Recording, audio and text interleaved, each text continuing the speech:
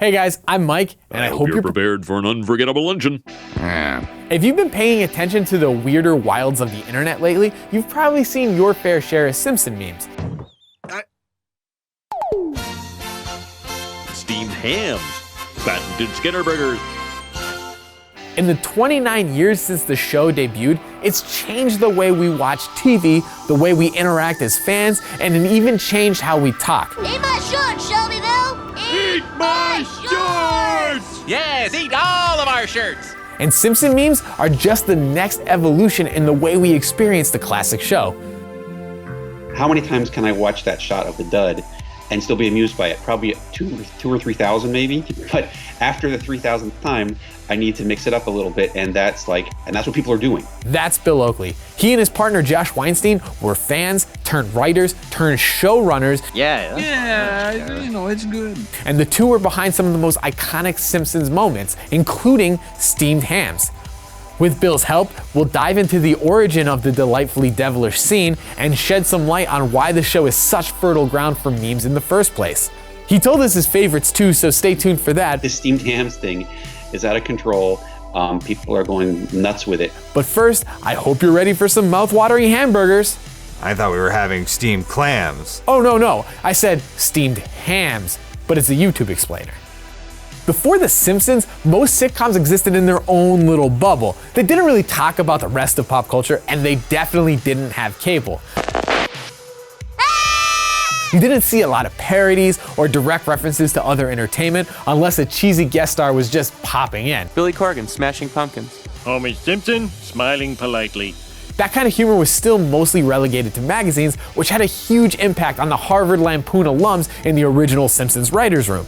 You know, we all know all those guys. We had Mad Magazine references to all their memes and all the cartoonists. The all-mighty Aller. I get it. I don't know where those guys got their thing, but I think it's been passed along generationally, and it's transformed from Mad to The Simpsons. The Simpsons brought Mad Magazine's cocky parody style to the medium of television with a finesse only animation could pull off, all thanks to an unprecedented lack of corporate oversight. There was no pushback, and that was the miracle of The Simpsons. You know, it was Sam Simon and Matt Groening and Jim Brooks who put this team together and executed the first couple seasons and developed that kind of aesthetic. By the time we got there, it was already in force. And the reason that it worked was that part of the deal was the executives could never give any notes. They couldn't come to the table, read. All they were allowed to do was broadcast the tape that we delivered them. Today, it's the fans making memes who have that same kind of freedom, but there's no way they'd make us laugh this hard if we didn't spend a literal lifetime with The Simpsons. Before the internet, there was no real way of knowing just how many Simpson fans there were. Today, no matter what you're into, you can just click on the subreddit and meet thousands of people who also love shows about tiny houses.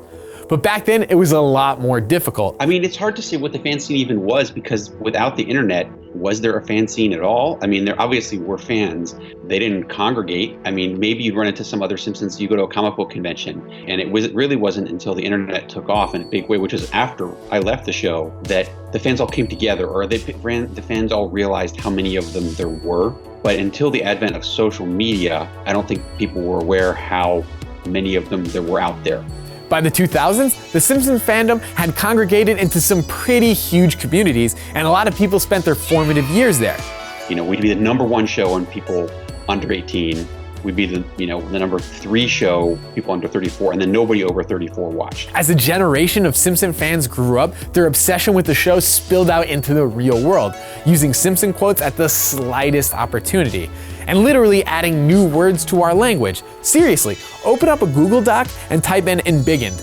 No autocorrect.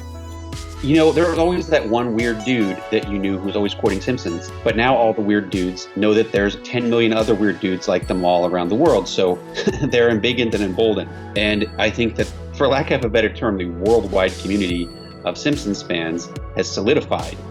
The fact that they've all gotten into their 30s now, you know, all the Simpsons guys who were the guys quoting this stuff when they were 13 or 14, they've aged into a more respectable demographic where they can publish these articles, and we all like them. Memes are more than just pictures of Kermit with impact font over them. When Richard Dawkins coined the phrase in 1976, he was talking about ideas that spread and mutate across generations like DNA. After nearly 3 decades, the best episodes of The Simpsons are deeply embedded in ours. Like, for example, the birthplace of steamed hams. And no, I'm not talking about Albany, it's 22 short films about Springfield. The season 7 episode showcased the citizens of Springfield in a way we'd never seen them before, brilliantly weaved together in a narrative structure inspired by Pulp Fiction. You know, I went to the McDonald's in Shelbyville on Friday night. You know the funniest thing, though? It's the little differences. Do they have crusty, partially gelatinated, non-dairy gum-based beverages? Mm-hmm. They call them shakes. Shakes. Don't know what you're getting.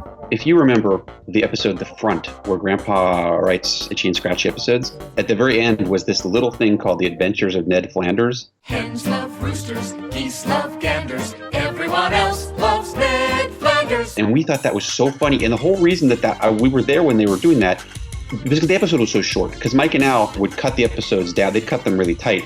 And so that was meant to, that was just filler.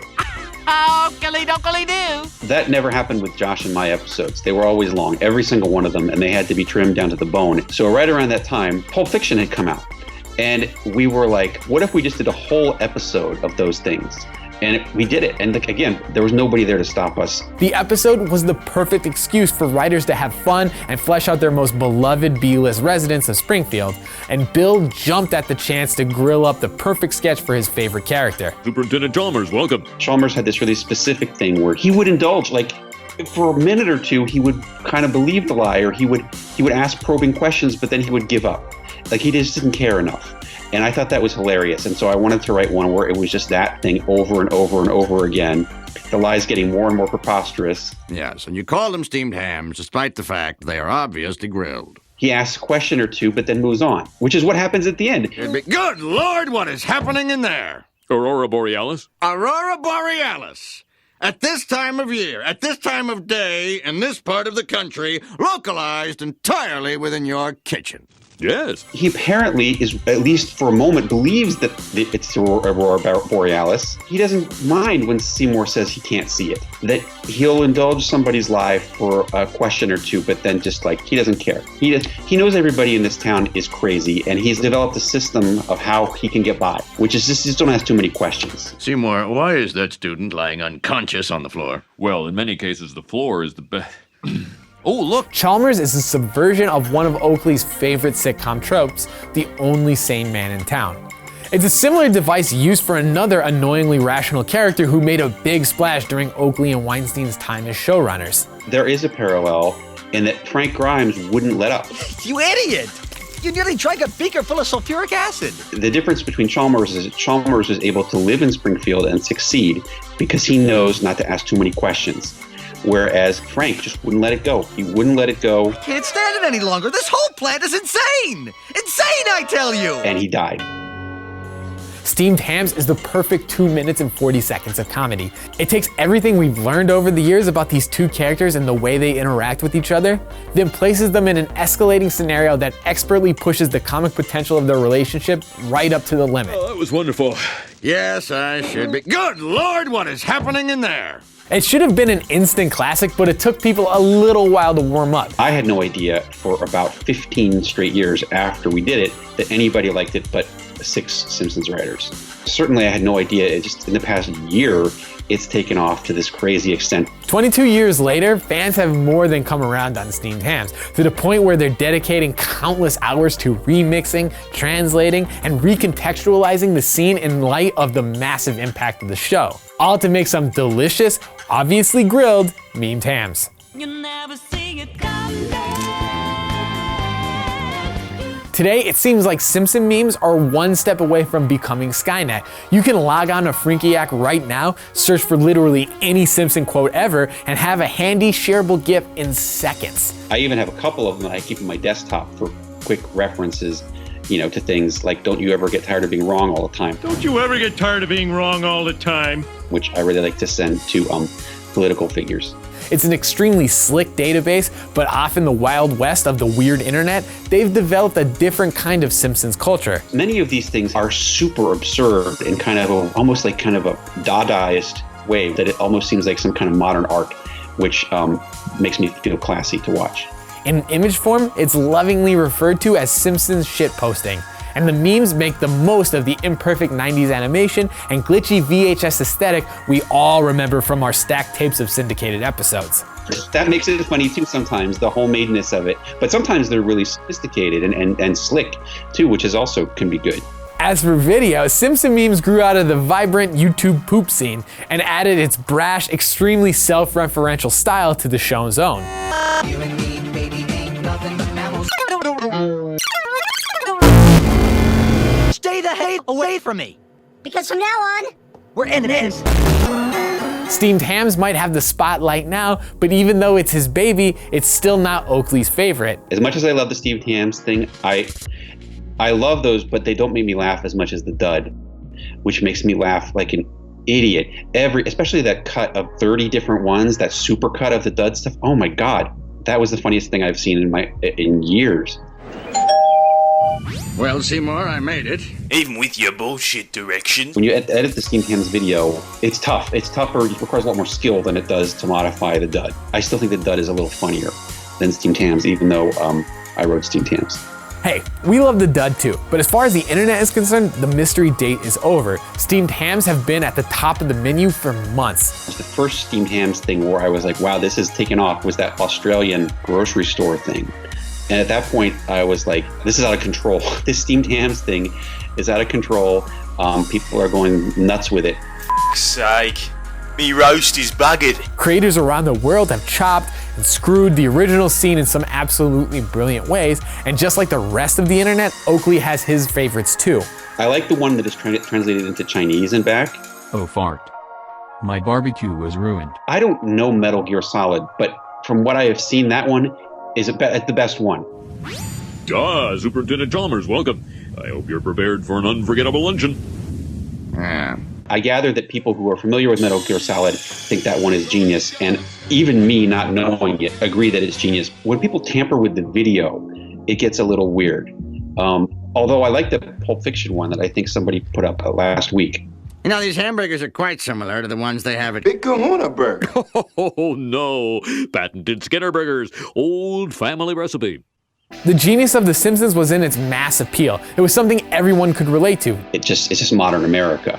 You know, The Simpsons has what is called the big tent. You know, everybody can understand it's about modern America. Then that generation grew up and found another common denominator, the show itself. From the mad inspiration of its original attitude to the early fan communities who inspired the worst episode ever, The Simpsons have instilled a creative, self-referential spirit in everyone who grew up obsessed with our favorite family. And today's meme creators are just the next logical step. No one could predict what the next big meme will be, but in the same way The Simpsons' lack of network oversight allowed it to become the greatest show ever written, the freedom and accessibility of the internet is the perfect breeding ground for the next evolution of its voice. That was how I think during the time that Josh and I were running the show, that we were really like, it was like the lunatics running the asylum, because we were able to do these incredibly self-referential things, like 22 short films, that no network would have ever let us get away with, and probably maybe even Jim Brooks wouldn't have allowed us to get away with. So that's an answer to your question. No, there was never any pushback, and that was why we were allowed to do these things that just made us laugh. Hey guys, thanks so much for watching, and a huge thanks to the awesome Bill Oakley for taking the time to talk to us. We're huge Simpson fans, and I personally consider this interview a career highlight of mine. If you'd like to hear us gush a little more, check out our other 2 Simpson videos right there, and make sure you subscribe to Now This Nerd.